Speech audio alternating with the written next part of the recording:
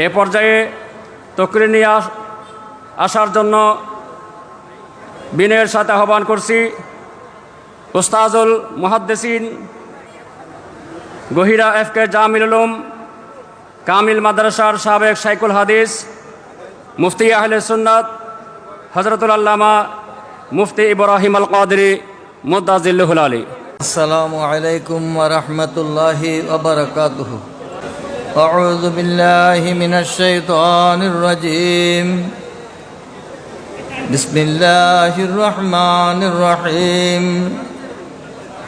ইন্নাল্লাহা ওয়া মালাইকাতাহু ইউসাল্লুনা আলান নবী يا أيها الذين آمنوا صلوا عليه وسلموا تسليما صلى الله على سيدنا محمد وآله وأصحابه وبارك وسلم صلى الله على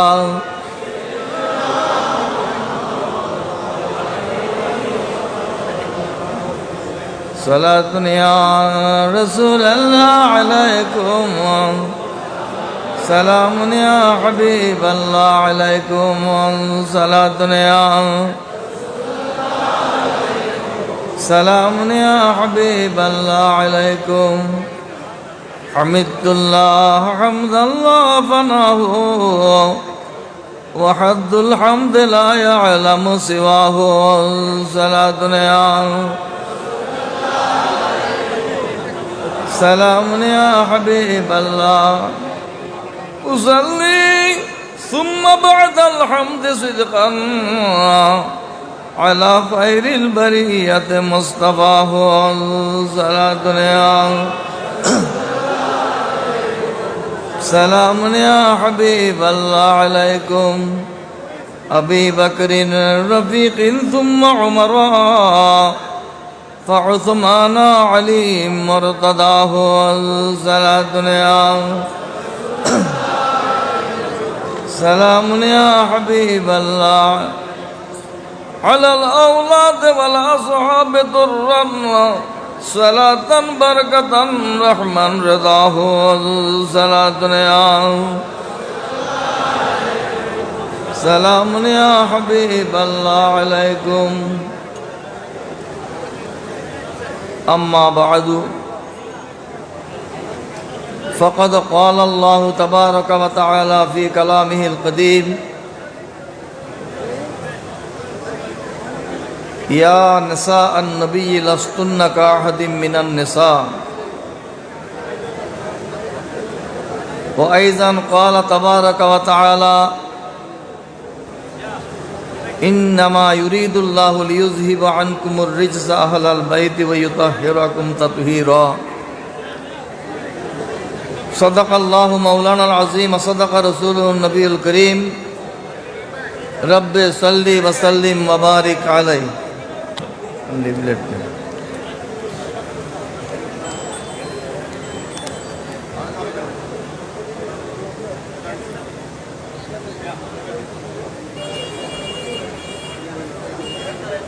বিশ্ববরেণ্য আধ্যাত্মিক শরাফতের প্রাণকেন্দ্র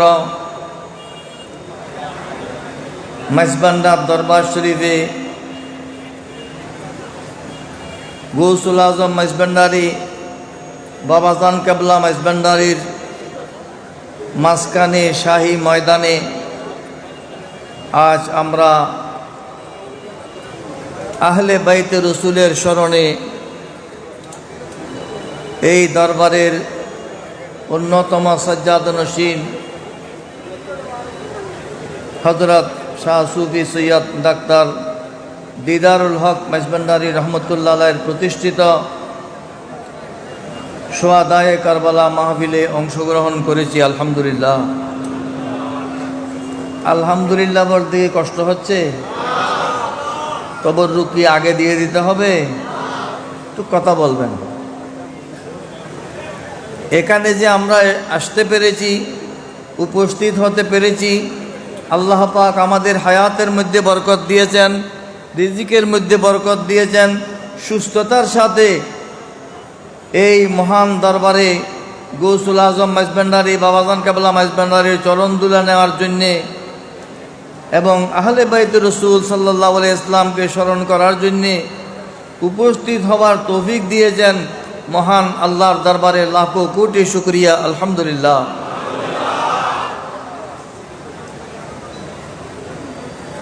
মাহফিলের বিষয়বস্তুকে লক্ষ্য রেখে সংক্ষিপ্ত পরিসরে আমি দু চার কথা বলতে চাই। সাধ্যমতে চেষ্টা করব যতটুকু সম্ভব সংক্ষেপ করা যায়, আপনারা মনোযোগ সহকারে বুঝার চেষ্টা করবেন।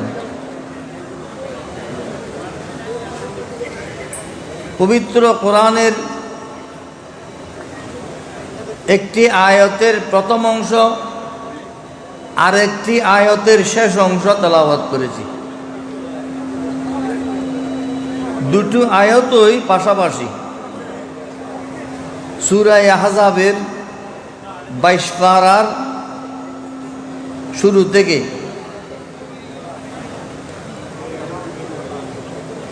প্রথম আয়াতের অর্থ হল সহজ সরল বাংলায় আল্লাহ পাক আমার রসুল সাল্লাল্লাহু আলাইহি ইসলামের স্ত্রীদেরকে, আমাদের আম্মাজানদেরকে সম্বোধন করে ইরশাদ ফরমাচ্ছেন, ইয়া নিসা আন-নবী লাস্তুন্না কা আহাদিম মিনান নিসা, হে নবীর স্ত্রীগণ, তোমরা দুনিয়ার অন্য মহিলার মতো নন। সুবহানাল্লাহ বলেন না? অন্য মহিলা আর আমার নবীর স্ত্রীগণ তুলনা করা যাবে না।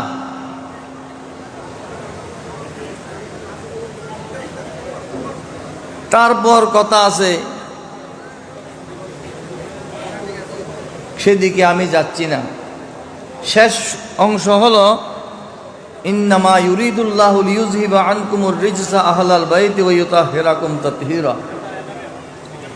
এই আয়াতটি আমাদের ওয়াইজ বক্তাগণ সবসময় পড়ে থাকেন। আপনারা অনেকেই এর মর্মার্থ বুঝতে পারছেন যে আল্লাহ পাক সুবহানাহু ওয়া তাআলা আরশে আজিম থেকে ঘোষণা দিচ্ছেন, আমার নবীর আহলে বাইত রসুল তারা পবিত্র। আলহামদুলিল্লাহ। আহলে বাইত রসুল বলতে আমাদের কেউ কেউ এত সংক্ষেপ করে ফেলেছে যে যেন এর বাইরে আর কোনো আহলে বাইত রসুল নাই।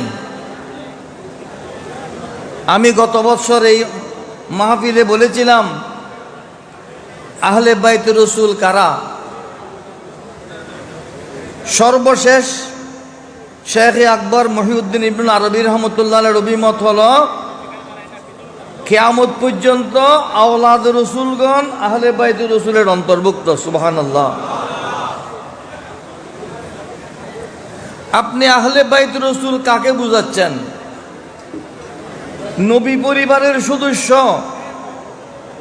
আল্লাহ প্রথমে বলছেন, হে নবীর স্ত্রীগণ, ইয়া নিসা আন-নবী লাস্তুন্না কা আহাদিম মিনান নিসা, তোমরা অন্য মহিলাদের মতো নন। তোমাদের মর্যাদা, তোমাদের শান ভিন্নতর। সহিহ মুসলিম শরীফের রওয়ায়াতের মধ্যে যেই আয়াত নিয়ে আমাদের অঙ্গনে বাড়াবাড়ি হয়, যেই হাদিস নিয়ে বাড়াবাড়ি হয়, সেই হাদিসের শেষ ভাগে আহলে বাইত রসুল কারা? আমার নবী পরিবারের সদস্যবৃন্দ সকলেই আহলে বাইত রসুল। আমার রসুলের বিবিগণ, আমার রসুলের চাচা হজরতে আব্বাস রাদিয়াল্লাহু আনহুর পরিবারবর্গ,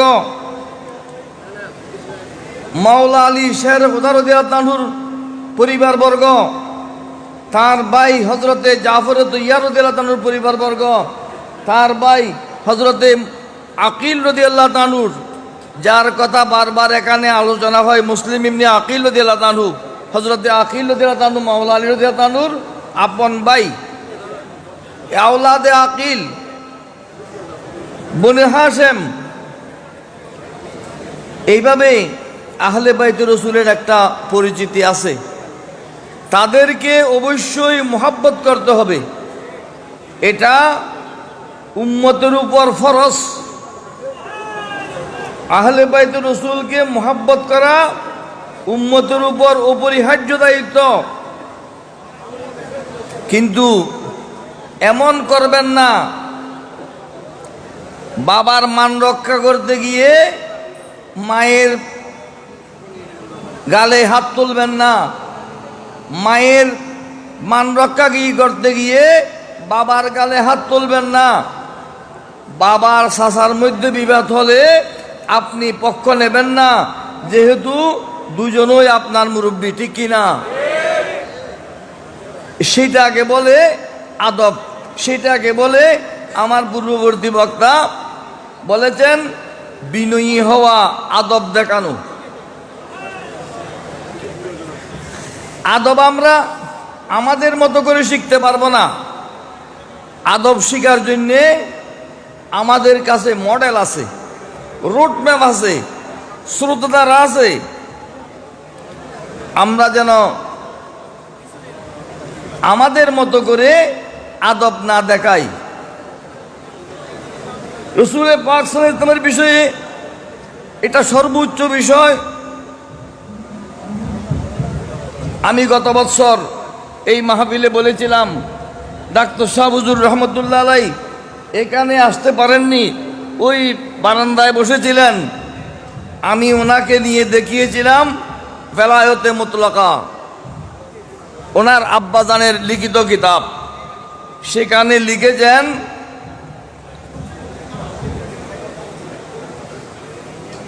আমি যার মাওলা ব্র্যাকেটে প্রেমাস্পদ, আলী তার মাওলা। ওসিয়ে গৌসুল আজম রহমতুল্লাহ আলাই যেই অনুবাদ করেছেন, সেই অনুবাদ হজরতে শেখ আব্দুল্লাহ মুহাদ্দিস দেহলভী রহমতুল্লাহ আলাই থেকে শুরু করে সমস্ত মুহাদ্দিসিনে কেরাম এই অনুবাদ করেছেন। কিন্তু আমরা এর ব্যতিক্রম অনুবাদ করি, সেটা গলত। সেখানে অ্যাক্সিডেন্ট হবার আশঙ্কা শতভাগ। রাসূল পাক সাল্লাল্লাহু আলাইহি ওয়াসাল্লাম মাওলা আলী শের খুদা রাদিয়াল্লাহু আনহু, খাতুনে জান্নাত ফাতেমাতুজ জাহরা রাদিয়াল্লাহু আনহা, ইমামে আলী মাকাম সৈয়দনা হযরত ইমাম হাসানে মুজতবা রাদিয়াল্লাহু আনহু, ইমামে আলী মাকাম সৈয়দনা হযরতে ইমাম হুসাইন শহীদ দস্ত কারবালা রাদিয়াল্লাহু আনহু, এই পাঁচজনকে বলে পঞ্জতনে পাক। এই পঞ্জতনে পাক থেকে আমাদের কিছু শিকার আছে। আমরা তো অতিভক্তি সুরের লক্ষণ যেভাবে বলা হয়, সেই অতিভক্তিতে অনেকে আমরা বিপদগামী। সেই বিপদগামী যেন না হয় সেটা লক্ষ্য রাখবেন। মাওলা আলী হায়দারে কাররার, ফাতেহে খাইবার, শের খুদা আলী মুর্তদা রাদিয়াল্লাহু আনহুর বিষয়ে আলোচনা হয়। একেবারে আলোচনা হয় না। আমাদের কারবালার অনুষ্ঠানগুলোতে একজন ইমামের কথা, তিনি হলেন হযরতে ইমাম হাসানে মুজতবা রাদিয়াল্লাহু তাআলার আলোচনা হয় না। আপনারা কি অস্বীকার করবেন? বলেন না হুজুর। যদি সৈয়দ হয়, মাইজবান্ডার দরবারের গৌসুল আজম মাইজবান্ডারি যেই দ্বারায় সৈয়দ ইমাম হাসানে মুজতবা রাদিয়াল্লাহু আনহু, ইমাম হুসাইন রাদিয়াল্লাহু আনহু উভয়েরই আওলাদ। শহীদ সাহেব বাগদাদ হুজুর সৈয়দনা গৌসুল রাদিয়াল্লাহু আনহু, গৌসুল আজম মাইজবান্ডারি রহমতুল্লাহ আলাই, বাবাজান কেবলা মাইজবান্ডারি রহমতুল্লাহ আলাই, এরা সকলেই ইমাম হাসান এবং ইমাম হুসাইন রাদিয়াল্লাহু তাআলার বংশধর। ইমাম হাসান রাদিয়াল্লাহু তাআলার আলোচনা হয় না। কেন হয় না? আমরা করবলার আবেগে সেদিকে ঝুঁকে যাই, দাবিত হই। করবলার আবেগ থাকা সেটা ইমানেরই দাবি, ঠিক কথা। কিন্তু ইমাম হাসান রাদিয়াল্লাহু তাআলার কথা আলোচনা আমরা করি না। খাতুনে জান্নাত ফাতেমাতুজ জাহরা রাদিয়াল্লাহু আলোচনাও তেমন বেশি করি না। 15ই রমাদান হিজরির তৃতীয় সালে 15ই রমাদান ইমাম হাসান রাদিয়াল্লাহু তাআলা জন্মগ্রহণ করেছেন। রোজা ফরজ হয়েছে হিজরির দ্বিতীয় সালে। তাহলে তৃতীয় সালে কি রোজা চলছে? রমজানের রোজা চলছে। যেদিন ইমাম হাসান রাদিয়াল্লাহু তাআলা দুনিয়াতে তশরিফ এনেছেন, সেদিনও খাতুনে জান্নাত ফাতেমাতুজ জাহরা রাদিয়াল্লাহু তাআলা রোজা রেখেছেন, নামাজ পড়েছেন। সুবহানাল্লাহ। কি বুঝলেন? খাতুনে জান্নাত ফাতেমাতুজ জাহরা রাদিয়াল্লাহু তাআলা দুনিয়ার অন্য মহিলাদের মতো নন।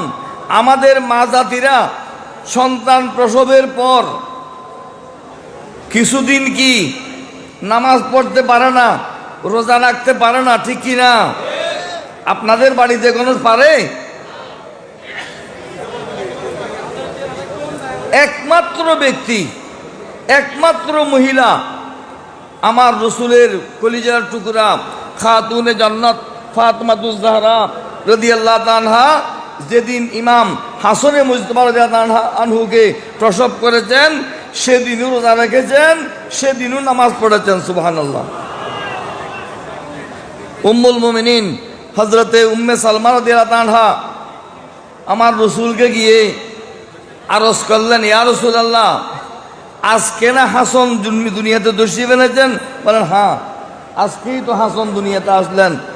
তো ফাতেমা তো রোজা ভাঙে নাই, ফাতেমা তো নামাজ পড়তেছে। সুবহানাল্লাহ। সুবহানাল্লাহ বলবেন না? কালকে বলবেন বাড়িতে গিয়া। আজকে সন্তান হয়েছে, আজকে উনি রোজা, আজকে ওনার নামাজ জারি আছে। সুবহানাল্লাহ। আল্লাহর প্রিয় রাসূল সাল্লাল্লাহু আলাইহি ওয়াসাল্লাম বললেন, না তো, অন্য মহিলাদের যেসব হয় সেগুলো ফাতেমার নাই। সুবহানাল্লাহ। ফাতেমা পবিত্র, ফাতেমা পবিত্র। ইমাম হাসানে মুজতবা রাদিয়াল্লাহু তাআলা দুনিয়াতে জন্মগ্রহণ করার পর 6 মাস একদিনে ইমাম হোসাইন রাদিয়াল্লাহু তাআলা দুনিয়াতে তশরিফ এনেছেন। সুবহানাল্লাহ। 6 মাসের মধ্যে বাচ্চা হয়? 6 মাসের বাচ্চা হয় না, 6 মাসের বাচ্চা বাঁচে না। এগুলোকে কিতাবের ভাষায় সেক্তা বলে, আর আমাদের গ্রাম্য ভাষায় আদিন্না বলে।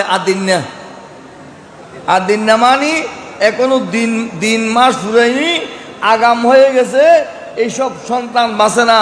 কিন্তু ইমাম হুসাইন রাদিয়াল্লাহু আনহু দুনিয়াতে জীবিত ছিলেন, ঠিক কিনা? কয়দিন পর হয়েছে?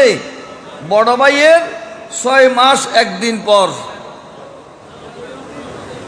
আল্লাহর প্রিয় রাসূল সাল্লাল্লাহু আলাইহি ওয়াসাল্লামের পরিবারের আহলে বাইতুর রাসূলের যে শান,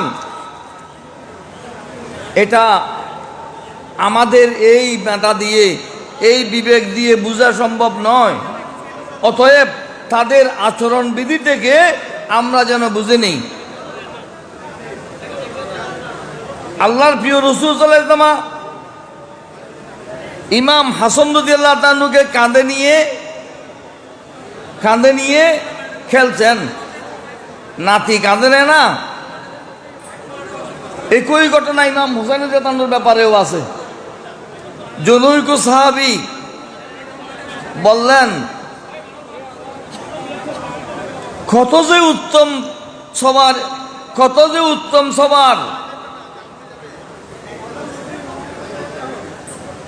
উত্তম সবারই, অর্থাৎ যেই সওয়ারির উপর আরোহণ করেছে, এটা কত যে উত্তম।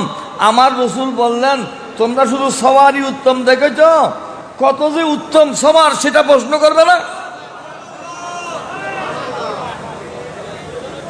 রসুল বহন করতেছেন হাসানকে, সাহাবী বলতেছেন কত যে উত্তম সওয়ার, কত যে উত্তম সওয়ারি, কত যে উত্তম সওয়ারি। আমার রসুল বলতেছেন কত যে উত্তম সওয়ার সেটা বলবে না? কি বুঝলেন? যেমন সওয়ারি তেমন সওয়ার। সৈয়দুল আম্বিয়া, নবিকুল সম্রাট, ইমামুল আম্বিয়া মুহাম্মদুর রাসূলুল্লাহ সাল্লাল্লাহু আলাইহি ওয়াসাল্লাম সওয়ারি হয়েছেন, আর সওয়ার বানিয়েছেন কাকে? জন্নতি যুবকদের সর্দারকে। সুবহানাল্লাহ।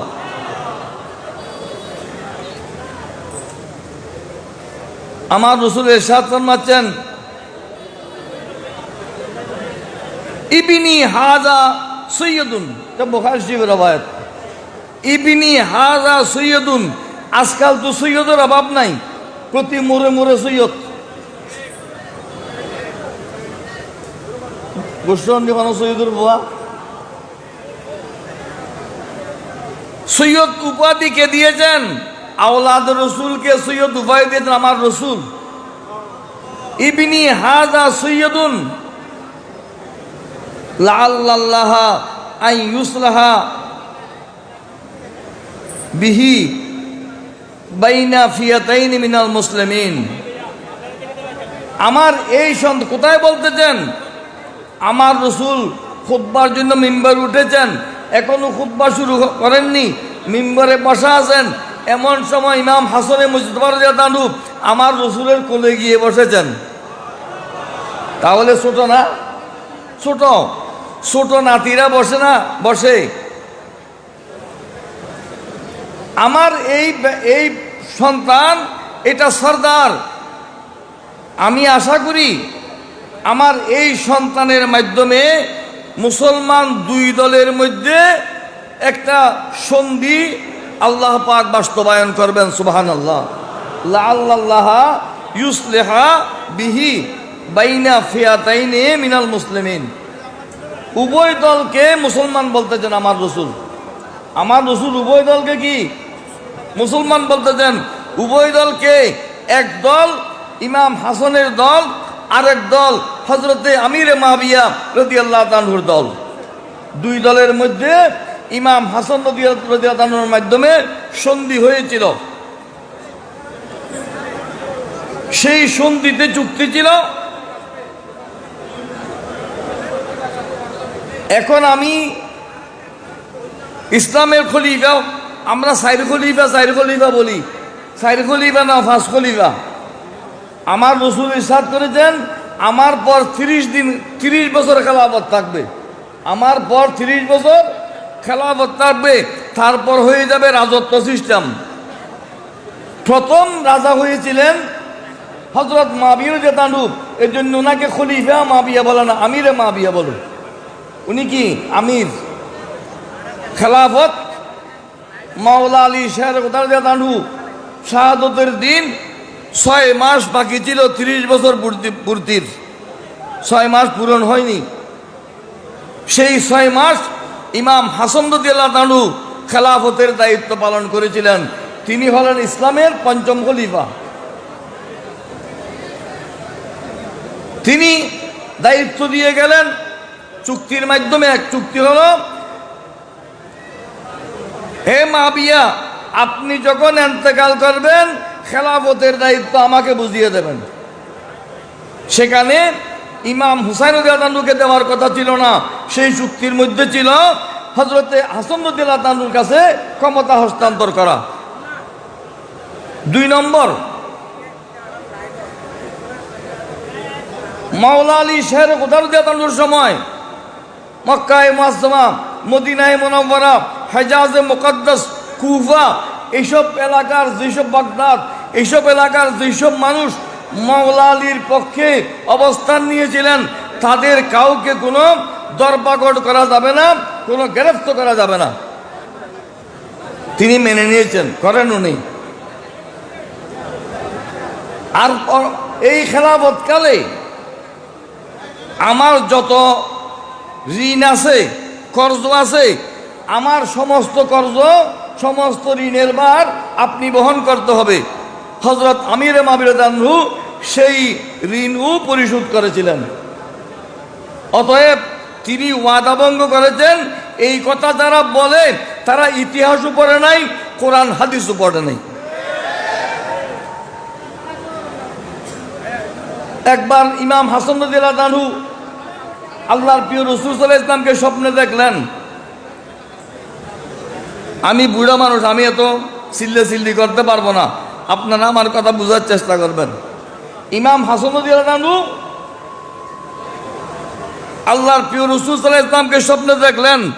আমার রাসূল জিজ্ঞেস করলেন, হাসান অবস্থা কি? নানা যান, ভালো আছি, তবে একটু অভাব আছে। ভালো আছি তবে কি একটু অভাব আছে। আমার রাসূল ইমাম হাসানে মুজতবা রাদিয়াল্লাহু আনহুকে একটা দোয়া শিখিয়ে দিলেন। আল্লাহুম্মা আকযি ফি কলবি রাজাকা ওয়াক্তা রাজাই আম্মান সিওয়াকা হাত্তা লা আরজু আহাদান গায়রাকা। লম্বা দোয়া, আমি পড়ছি না, কেউ জানতে চাইলে আমার থেকে টেলিফোনে জেনে নেবেন। এই দোয়া এক সপ্তাহ পড়ার পর হযরত মুআবিয়া রাদিয়াল্লাহু আনহু ইমাম হাসান রাদিয়াল্লাহু আনহুর জন্য ১.৫ লক্ষ দিরহাম হাদিয়া পাঠিয়েছেন। সুবহানাল্লাহ। কত টাকা? টাকা নয়, দিরহাম।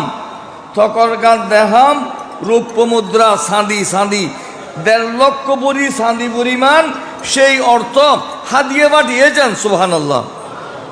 কি বুঝলেন? আমিরে মুআবিয়া রাদিয়াল্লাহু আনহুর খেলাফত ইমাম হাসান রাদিয়াল্লাহু আনহু থেকে। এটা খেলাফত নয়, এটার নাম এমারত। এই জন্য ওনাকে আমির বলা হয়। হযরত হাসান রাদিয়াল্লাহু আনহু হযরত মুআবিয়া রাদিয়াল্লাহু আনহুর হাদিয়া কবুল করেছেন। হাদিয়া গ্রহণ করেছেন কিনা? করেছেন। ১.৫ লক্ষ দিরহাম। আমির মুআবিয়া রাদিয়াল্লাহু আনহুর দরবারে একবার কুরাইশ এবং আরবের বিভিন্ন গুরুত্বপূর্ণ গোত্রের লোকজন উপস্থিত ছিলেন। হযরত মুআবিয়া রাদিয়াল্লাহু আনহু জিজ্ঞেস করলেন, এই মজলিসের মধ্যে নানা নানি, বাবা মা, চাচা ফুফু, খালা মামু ইত্যাদির দিক দিয়ে সবচেয়ে উত্তম ব্যক্তিকে? হযরতে মালিক ইবনে আজলান রাদিয়াল্লাহু আনহু দাঁড়িয়ে বললেন, হুজুর, এই মজলিসের মধ্যে এই হাসরে বজতমা উনি সবচেয়ে উত্তম ব্যক্তি। সুবহানাল্লাহ। আমিরে মুআবিয়া রাদিয়াল্লাহু আনহু সেটা মেনে নিয়েছিলেন। তারপর বললেন, কেমনে উত্তম বলেন তো দেখি?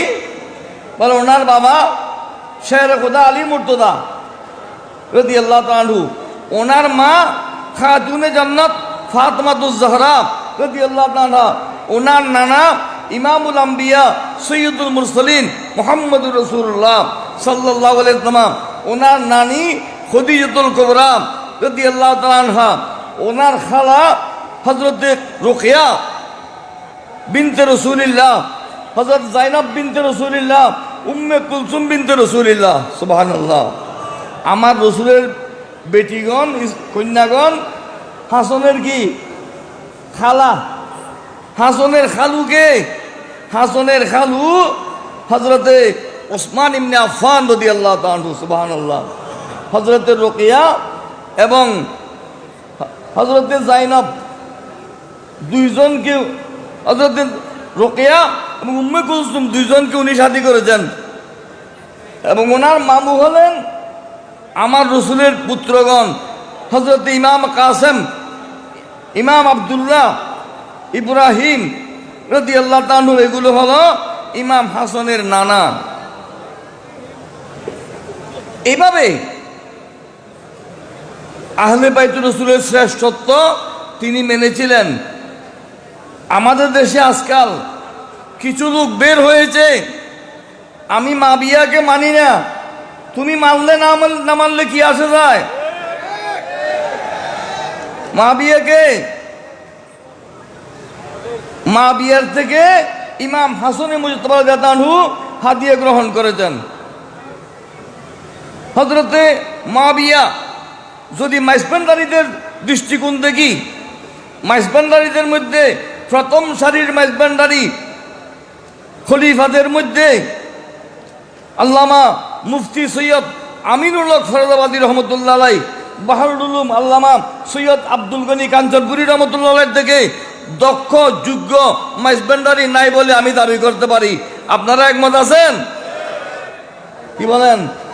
আল্লামা আমিনুল হক ফরদাবাদী, আল্লামা আব্দুল গনি কাঞ্চনপুরী, যাকে ওই যুগে বাহরুল উলুম বলা হতো, এলমের সমুদ্র, এই দুইজনকে যদি আলোচনা করে দেখা যায়, এই দুইজনের কিতাব আয়নায়ে বারি মাইজবান্ডারীদের জন্য বুখারী শরীফের মতো গুরুত্বপূর্ণ, ঠিক কিনা? আমি সেদিন আল্লামা ফরদাবাদীর রহমতুল্লাহর অনুষ্ঠানে ওই সেটা বলেছি। এই আয়নায়ে বারির মধ্যে এবং আল্লামা ফরদাবাদী যে সেমার পক্ষে কিতাব লিখেছেন, উভয় কিতাবের মধ্যে সেমার পক্ষে দলিল দিয়েছেন। এগুলো একাধিক হাদিস বর্ণিত আছে হযরতে আমিরে মুআবিয়া রাদিয়াল্লাহু তাআলা থেকে। সুবহানাল্লাহ। আমিরে মুআবিয়াকে বাদ দিয়ে আপনি সেমা করতে পারবেন না। যদি আপনি সেমা করেন, আমিরে মুআবিয়াকে বাদ দেন, তাহলে আপনি বুয়া মাইজবান্ডারী, ঠিক কিনা? ফরদাবাদী তুন কাবিল মাইজবান্ডারী আছে না, মাতন না অনত ফরদাবাদীর বিরোধ তখন হন না। ফরদাবাদী যে কাঞ্চনপুরী থেকে, আর যে যেখানে সেমার পক্ষে দলিল দেবে, আমিরে মুআবিয়ার হাদিস আনা ছাড়া কোনো উপায় নাই। যদি আল্লামা সৈয়দ আব্দুল গনি কাঞ্চনপুরী রহমতুল্লাহ আলাই, আল্লামা আমিনুল হক ফরদাবাদী রহমতুল্লাহ আলাই আমিরে মুআবিয়ার হাদিস, ওনার সাহাবিয়ত মেনে নিয়েছেন, আপনি কে? বুয়া মাইজবান্ডারী। আপনাদের কারণে যেন মাইজবান্ডারী অঙ্গন কলুষিত না হয়, বিতর্কিত না হয়, এই বিষয়ে সর্বোচ্চ সতর্ক থাকার পরামর্শ দিচ্ছি। আপনারা একমত আছেন? এগুলোর চেয়ে বড় মাইজবান্ডারী নাই। গৌসুল আজম মাইজবান্ডারীর খলিফারা, এগুলো চিনেননি? নিশ্চয় চিনতেন, ঠিক কিনা? ইমাম হাসানে মুজতবা রাদিয়াল্লাহু আনহু 25 বার হজ করেছেন পায়ে হেঁটে। সুবহানাল্লাহ বলেন না? পায়ে হেঁটে, হয় কুফা থেকে না হয় মদিনায়ে মুনাওয়ারা থেকে। 25 বার। ওনার সাথে সবারই উঠছিল, কিন্তু উনি উঠে আরোহণ করেননি, পায়ে হেঁটে হেঁটে হজ করেছেন। দুনিয়ার মুসলমানদেরকে ত্যাগ শিখিয়েছেন, রিয়াজত শিখিয়েছেন, তরিকত কিভাবে লাভ করবে সেই দিককে দিয়েছেন। সুবহানাল্লাহ। আমি তো এই অঙ্গনে আল্লাহর রহমতে আমার চেয়ে বেশি বয়স্ক তেমন বেশি নাই মনে করি। মাইজবান্ডার দরবার শরীফে আমার আসা যাওয়া বুদ্ধি বয়সে 62-63 বছর হয়েছে আসা যাওয়া। তাহলে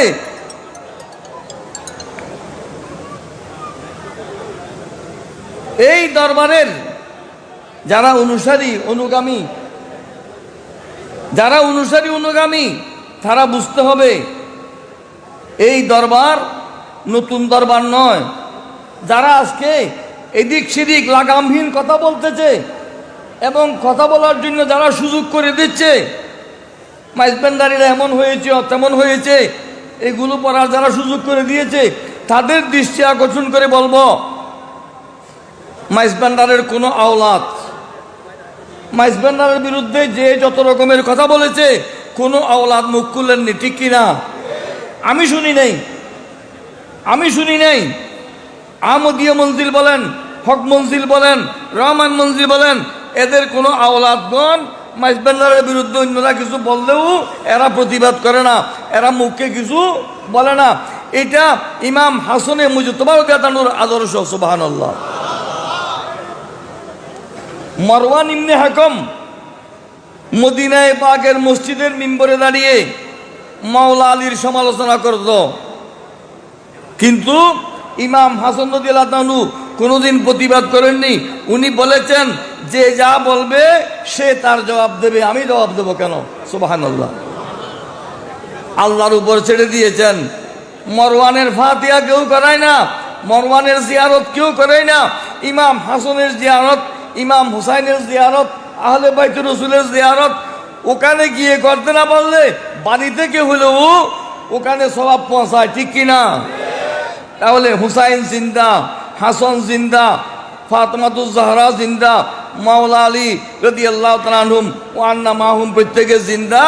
যারা সমালোচনা করেছে তারা ধ্বংস হয়ে গেছে, ঠিক কিনা? মাইজবান্ডারের বিরুদ্ধে যারা বলতেছে এদের বলার কারণে মাইজবান্ডারে একটা গরু মহিষ না, একটা মুরগির বাচ্চাও কমতেছে না, ঠিক কিনা? আপনারা লাগামহীন কথা বলার কোনো প্রয়োজন নেই। মাইজবান্ডারের আওলাদগণ এই যে নীরব থাকেন, এটা ইমাম হাসনে মুজতবা রাদিয়াল্লাহু তাআলার আদর্শ। উনি বলতেন আমি জবাব দেওয়ার দরকার কি, তার জবাব সে আল্লাহর কাছে পেয়ে যাবে, সুবহানাল্লাহ। অতএব আপনারা ধৈর্য সহকারে মাইজবান্ডারি দর্শনকে লালন করবেন।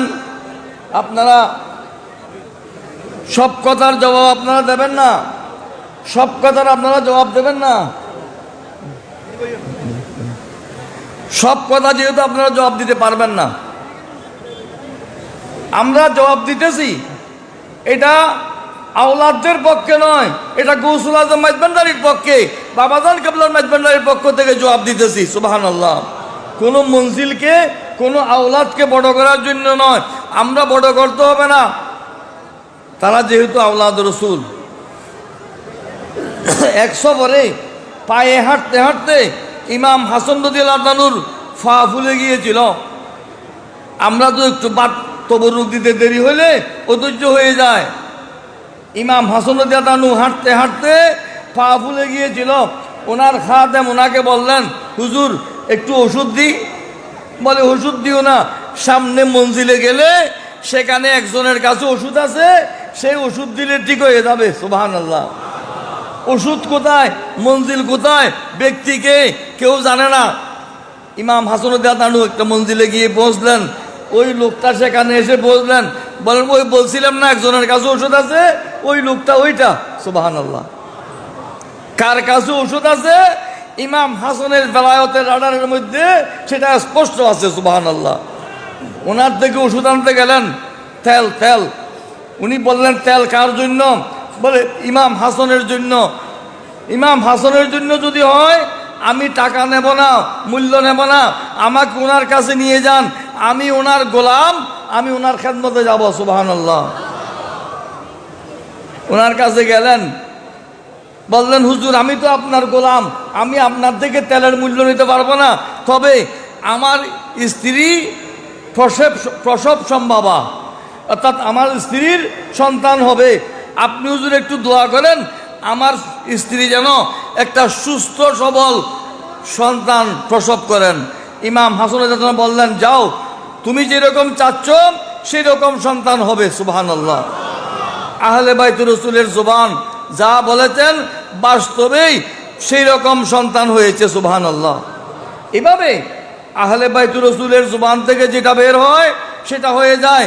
মাইজবান্ডারের আওলাদগণ কাউকে ফু দেয় না, তাবিজ দেয় না, চোখে দেখলেই হয়ে যায়, সুবহানাল্লাহ। এটা হযরতে শাহ মুনাইম পাক বাস সিদ্দিকে জামানের ফয়েজ বরকত উনি বলছেন, তাওয়াজ্জু বিল আইন, চোখে দেখলেই হয়ে যাবে, সুবহানাল্লাহ। মাইজবান্ডারের আওলাদগণ ওরা তাবিজ দেন না, তাবিজ দে, তাবিজ দিলে এত তাবিজ দেখতে পারবে ওরা? সময় হবে যে লোকের লাইন ধরে এত তাবিজ দেখা যাবে না?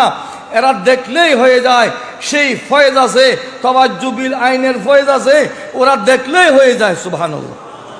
অতএব এটা ইমাম হাসানে মুজতবা রাদিয়াল্লাহু তাআলার ফয়েজ, আহলে বাইতুর রাসূলের ফয়েজ, মেজবান্ডার দরবার শরীফে তাদের খলিফাগণের দরবারে কিয়ামত পর্যন্ত বিচল থাকবে, সুবহানাল্লাহ। অতএব আহলে বাইতুর রাসূল বলে কয়েকজনকে সীমাবদ্ধ করবেন না। আহলে বাইতুর রাসূলের একটা বিরাট অঙ্গন আছে, হুজুরের বিবিগণ। অনেকে খুব দেখায় অমুকে মাওলা আলীর সাথে বিরোধ করেছে, সেই বিচার করার দায়িত্ব তোমাকে দেওয়া হয়েছে।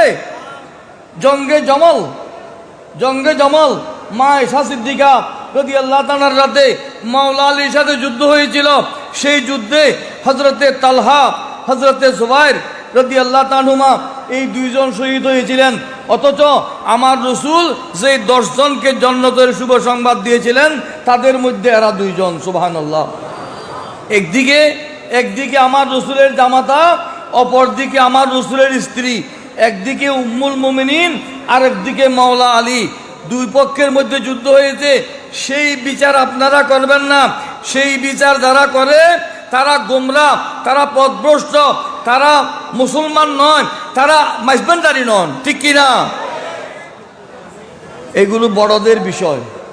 বড়দের বিষয়ে আপনি নাক গলাতে পারবেন না। মাওলা আলী শের তানুর সাথে মা আয়েশা সিদ্দিকা তানুর সাথে যুদ্ধ হয়েছিল। সেই যুদ্ধের নাম কি? জঙ্গে জমল। সেই যুদ্ধের মধ্যে আশরায়ে মুবাশশারার দুইজন, তারা মা আয়েশা সিদ্দিকা তানুর পক্ষে ছিলেন, তারা শাহাদত বরণ করেছিলেন। অথচ আমার রসুল পূর্বেই তাদেরকে জান্নাতি বলে দিয়েছিলেন। অতএব যে যেটা জানেন না সেটা কথা বলবেন না, মুখ সামলাইয়ে চলবেন। তাহলে আপনি মাইজবান্ডারি হবেন, না হলে আপনি হবেন বুয়ো মাইজবান্ডারি। কোন মাইজবান্ডারি? বুয়ো মাইজবান্ডারি। আল্লাহ যেন আমাদেরকে বুয়ো মাইজবান্ডারি না বানিয়ে সঠিক আশেকে রসুল, আশেকে ওলি, আশেকে আহলে বাইতুর রসুল, আশেকে গৌসুল আজম মাইজবান্ডারি, বাবাজান কাল্লা মাইজবান্ডারি, এই সিলসিলার মাশায়েখ কেরামের প্রেম ভক্তি দিয়ে আল্লাহ পাক আমাদের ঘুমন্ত কলবকে চেতন করে দিন, অন্ধকার কলবকে আলোকিত করে দিন, মুর্দা কলবকে জিন্দা করে দিন। এই ফরিয়াদ জানিয়ে শেষ করছি। আসসালামু আলাইকুম ওয়া রাহমাতুল্লাহি ওয়া বারাকাতুহু।